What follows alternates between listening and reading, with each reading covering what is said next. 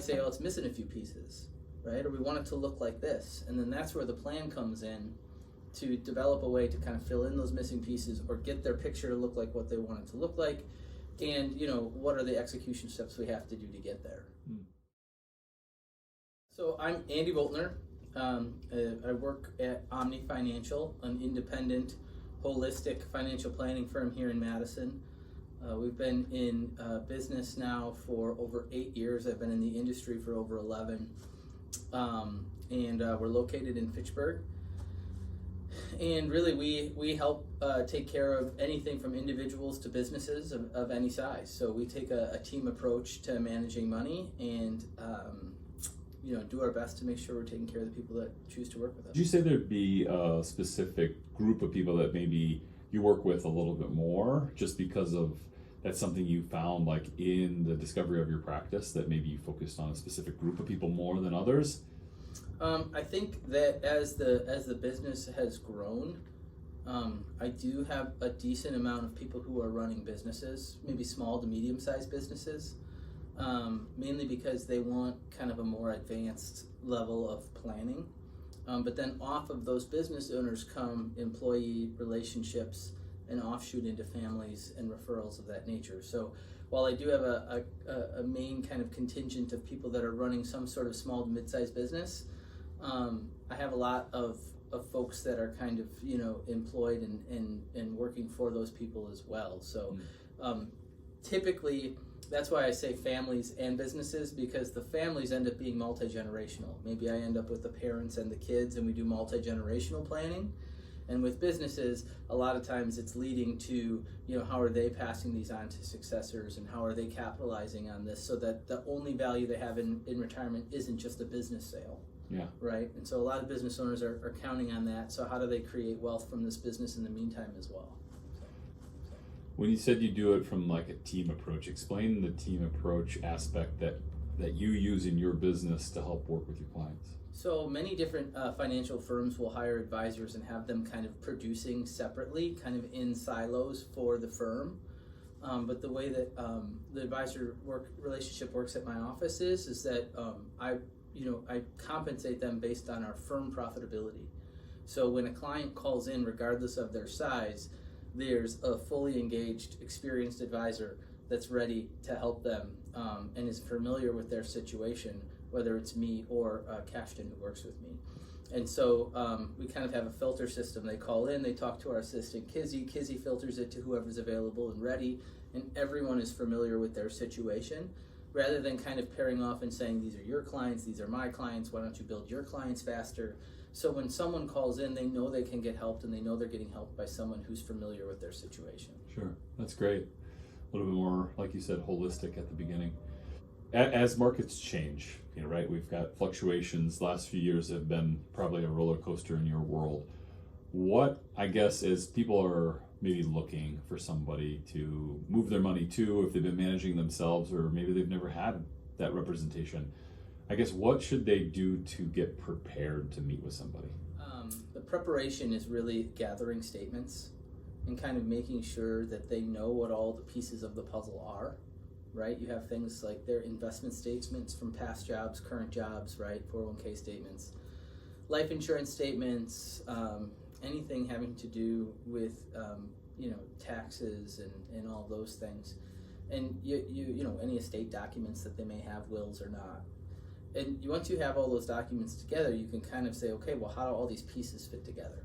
So then when they come and meet with us, we request that they bring those things so that we can get a holistic view of their current situation and say, okay, well, here's what your puzzle looks like. And they might say, okay, that's exactly what we want it to look like. And we're like, great, you're good. Or they might say, oh, it's missing a few pieces, right? Or we want it to look like this. And then that's where the plan comes in to develop a way to kind of fill in those missing pieces or get their picture to look like what they want it to look like. And, what are the execution steps we have to do to get there? But that does really, and why that's important, is it sets us up as a service provider to them rather than someone that's trying to sell them financial products. And that's really something that differentiates us, is we really strive to serve our clients rather than sell to our clients. Something that we had talked about a while ago, and I want to bring it up because I think there are more people out there in this situation that may need the help in this way. People work at a company, their money goes into this 401k program. No one's really managing it, right? It's done by a plan administrator. Nobody's really helping them.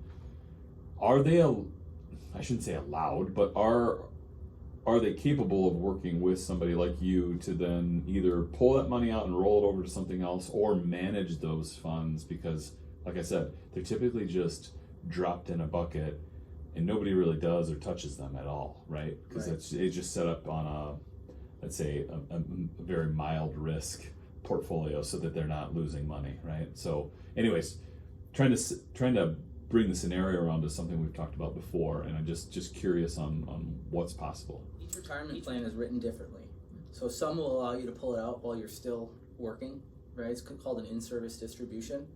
In that case, you can take it, put it into your own personal IRA, and then you have the world to choose from when it comes to investing, right? What investments you want. Inside of a retirement plan, you typically have a menu or a captive amount of investments you can choose from.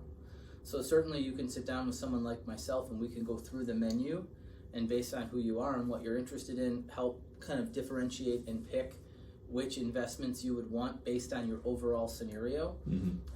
But you're right, there are some handcuffs to those plans. There's benefits to them too, but when it comes to investment choices, there's always some limitations that are involved there.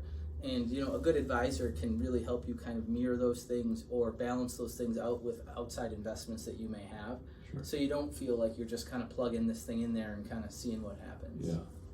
Anything else you want to share about your business or what you would hope people would take away from seeing this video? Yeah, I guess I would say that if I were new and I needed to start investing, and I had a few jobs and some rollovers, and I was trying to figure out how do I pick an advisor, right? So you see a lot of articles on how to pick a good advisor and interview questions to ask them, and are you a fiduciary, and what does that mean, and all these things.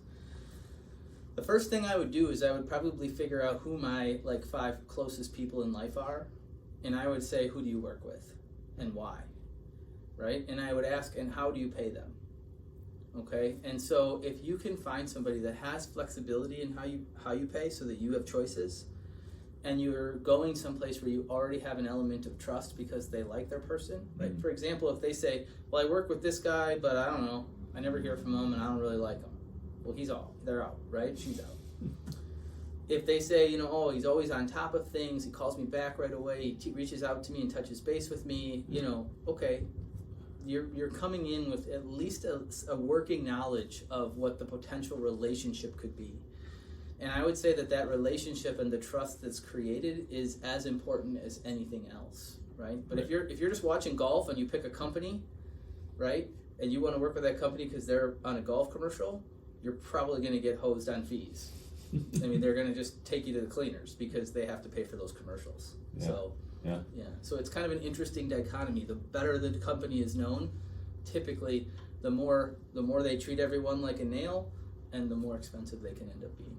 Awesome, man. Well, thank you for the time. Hopefully this is helpful to those that are looking for financial services, and we're going to keep producing videos like this of not only our friends and family that do business in Madison, but we're hopefully going to continue spreading out the different types of businesses that we see around the area. So thanks for joining me, and appreciate the time. Yeah, great. Thanks for having me. Absolutely. All right, guys, stay tuned to our channel. Please subscribe below, and if you'd like to see a specific type of business or questions you'd like us to ask, please send us a direct message or reply in the comments.